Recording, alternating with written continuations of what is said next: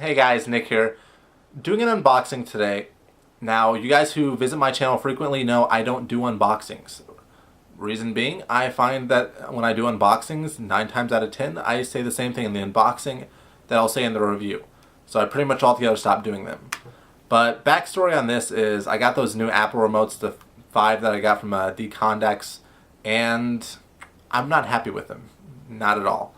So I really wanted to show you guys what I really don't like about this, and I will flat out say, if you're an Apple fanboy and it doesn't matter what Apple comes out with and you're going to defend their products to the death, you pretty much might want to stop watching, because I don't like this thing. I flat out spend about 4 or 5 minutes saying why I don't like this thing, but let's go ahead and jump on up to the close-up cam, and at the end of this, guys, I really would like your opinions on if you like this or not. Give me some feedback as to if you like it or not, based on the points I touch on. But let's just go ahead and jump on up to close-up cam and really get this started. Okay guys, so this is just going to be part 1, the actual unboxing itself. When it shows up, it does have this little paper wrap around it, just like all the iPods do. But I'd already went ahead and removed that just because I got a little too anxious, and once I saw this thing, that's when I decided I was actually going to unbox it. But it's just a clear plastic thing, a little bit of literature on the back. There also was a little bit of piece of tape around the bottom. This is the second time I've had to shoot this, just for the fact that I messed up on the first one and deleted it.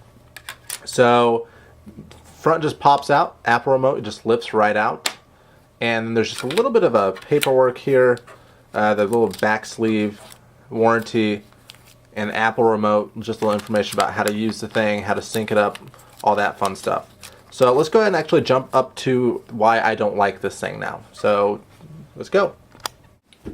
Okay guys, so the main reason I wanted to do this video is the fact that I really don't like this product. I did just unbox it, so it might grow on me, but first impressions, I don't like it, and this is the reason why. That's the old Apple remote. Does a new Apple remote really have to be that freaking long? I mean, the old Apple remote to me was really nice size. It fits in the hand nicely. It's small enough that you can really get to everything with just moving your thumb around. And yeah, the new one, you can do the same thing, but you're going to have to hold it up here. You're going to have all that hanging out of the end of your hand. Why couldn't Apple make this same form factor? Yeah, this is a little thicker. I'll give it that. But so what? Do we really need something so thin that it's going to be this long? Because that right there, guys, that's a lot of wasted space. I mean, yes, they could have made this a few millimeters thicker. They probably would have used the same amount of aluminum. But really, that right there is a lot of wasted space. I mean, compare this to the old Apple remote wasted space-wise. It's about double. And really, to get the point across, I want to do a size comparison on this and a few other products. You guys all probably have iPod Touches, iPhones, something along that. Here's the iPhone. I'll line it up right against the top with a case on. The frickin' thing is longer than the iPhone with the spec candy shell, which is not a thin case. The iPhone, yeah, it's bulkier, no doubt about that, but it also has a lot more stuff built in. It's got the screen, it's got a lot more hardware components. Why is this thing as long as an iPhone when it has 7 features and the iPhone has unlimited features? I know it doesn't have unlimited features, but just to get my point across. And really, here's what really did it for me. This is the new iPod Nano 5G. It has a built-in screen. It's pretty much got the same click wheel features, yet it's a lot bigger.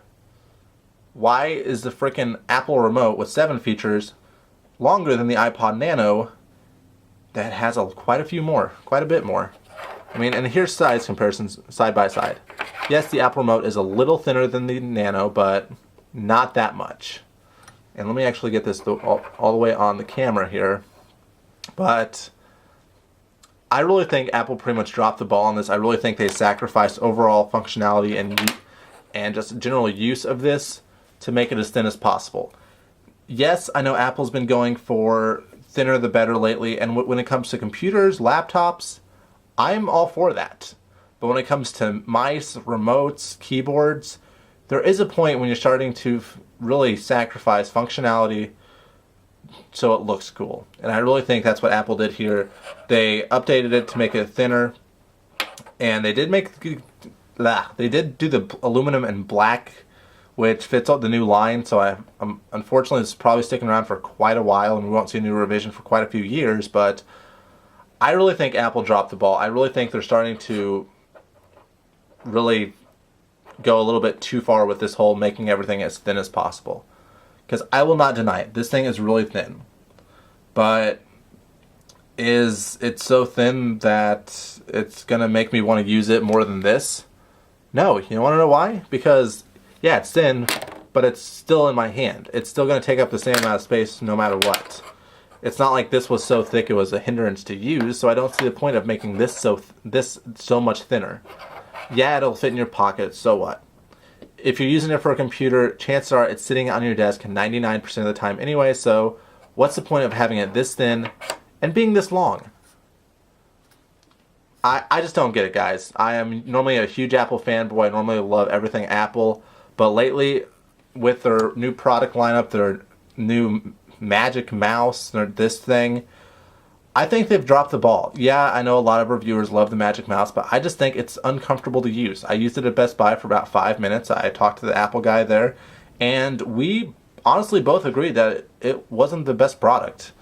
So, that being said, don't look for a Magic Mouse review. If I get one for Christmas, I'll probably review it and give it away. But guys, this is Nick, and let me know your thoughts on this, whether you prefer stuff being this thin but this lengthy, or if you prefer something like I do, which is just kind of small and compact, but you can still get to everything. So guys, this is Nick, and I will catch you guys later. Let me know your thoughts on this. I'm really actually interested to hear this.